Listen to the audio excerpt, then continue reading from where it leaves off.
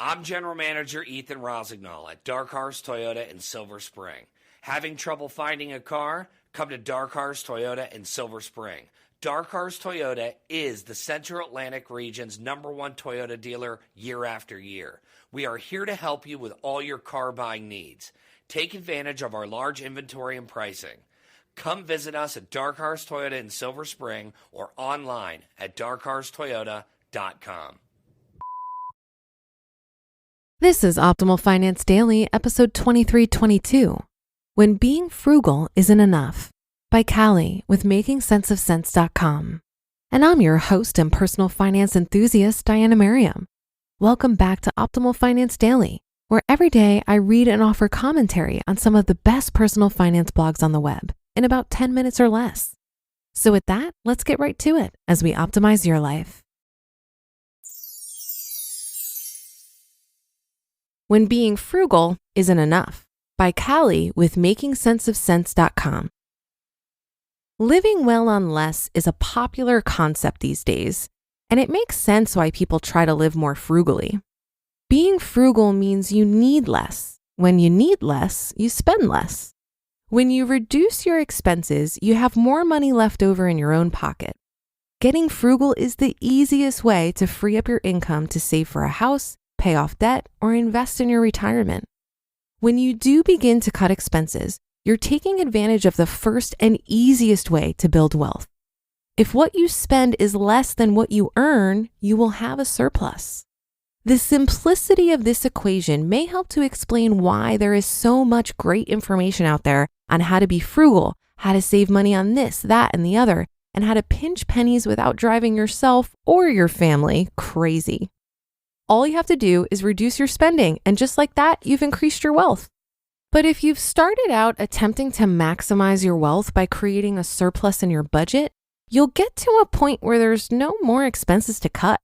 You'll become such an amazing budgeter that the only things you spend money on are things that are truly important and meaningful to you. Being frugal and mindful about how much you spend won't be enough to create the kind of significant wealth that allows for financial independence. So what's a smart, sensible, and frugal individual to do when you've squeezed every last extra dollar from your budget? At this point, it's time to focus on increasing your income. This can seem challenging, but don't worry.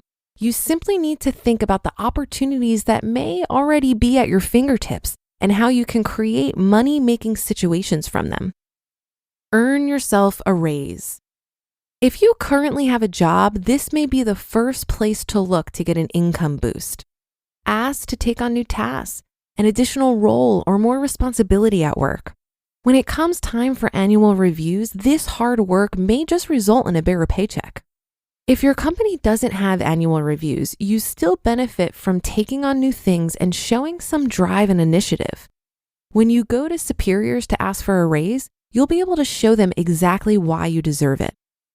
Pick up a side gig. A side gig or hustle is a bit of work you pick up and take on in your time off from your full-time day job. The best way to determine where to start in finding and acquiring a side gig is to analyze your skill set. Are you a talented writer?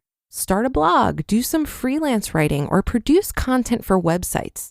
Does your day job provide you with unique knowledge? Or do you know of something like a second language that you readily understand and could pass on to others? Teach a class or tutor students and share that knowledge. Do you enjoy DIY projects or getting crafty and have an eye for diamonds in the rough? Try scouring thrift shops or yard sales for furniture that has potential to be flipped. Refurbish pieces and sell them yourself at a profit. Love animals and have busy pet-owning neighbors? Offer to pet sit or start dog walking. Monetize your hobbies. Many people produce brilliant products or works of art as a result of an activity they enjoy, like photography or pottery as a hobby. And there are plenty of people who appreciate niche items and artwork and would be willing to pay for what you create. Lots of people also enjoy learning new things just for fun, like app development, and even this can be turned into a money-making endeavor if what you learn translates into a product or service. If you already do something that you love, consider if there is a market for what you make. Rent out a room.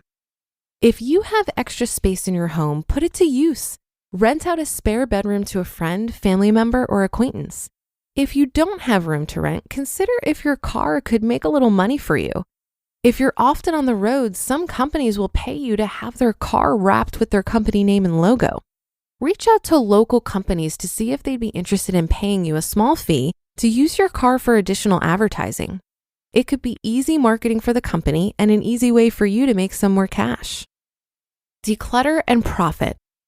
If you don't have enough space in your home, it might be time to start going through all of your possessions and determining what can be thrown out, what can be given away or repurposed, and what could be sold. Old furniture, appliances, clothes, collectibles, these are all items that can be sold on sites like eBay or Craigslist. You'll not only clear out a bunch of stuff you don't want, need, or use anymore, but you'll also make some cash to add to your monthly income. When you find there are just no more expenses to cut out of your budget, don't despair. There's still money to be found to add to your monthly surplus. You simply have to take the initiative to go after it and make it yours. What would you need to do if you needed to find an extra $500 in your budget? You just listened to the post titled "When Being Frugal Isn't Enough" by Callie with MakingSenseOfSense.com. Did you know that you can pull out your phone and in just a few taps, say goodbye to all your unfinished home projects?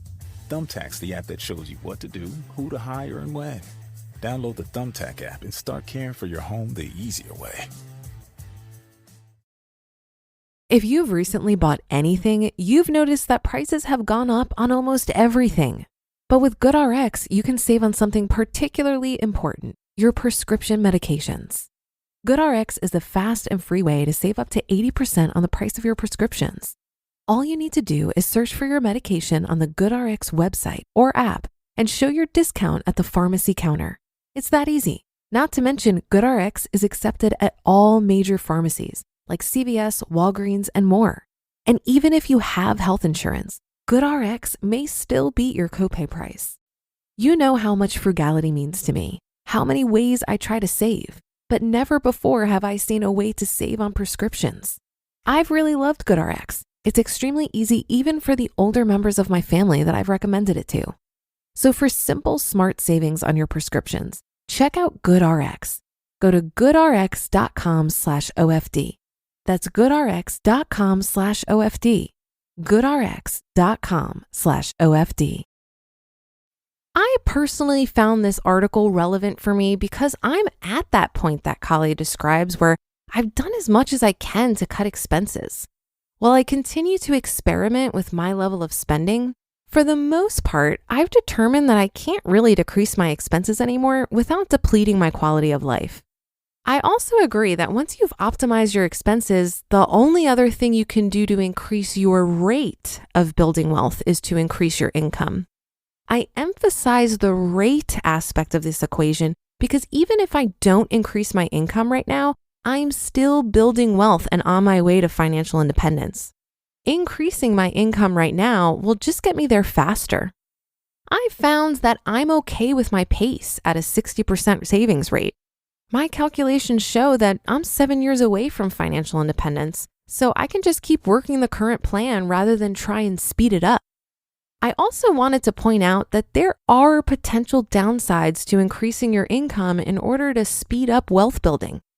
It could potentially lead to more stress, less time for your self-care, and more risk for burnout. I would offer here that your speed to financial independence doesn't necessarily need to be your highest priority. So when it comes to increasing income, perhaps we can look at it in the same way we look at decreasing expenses. How much can we increase income without depleting quality of life? And when we reach a savings rate that is optimal, perhaps then we can focus our efforts on maintaining it versus increasing that rate. And that's another edition of Optimal Finance Daily. I hope your Sunday is going well so far. Thank you for listening, and I'll be back with our weekly bonus episode in just a second. So I'll see you there where your optimal life awaits.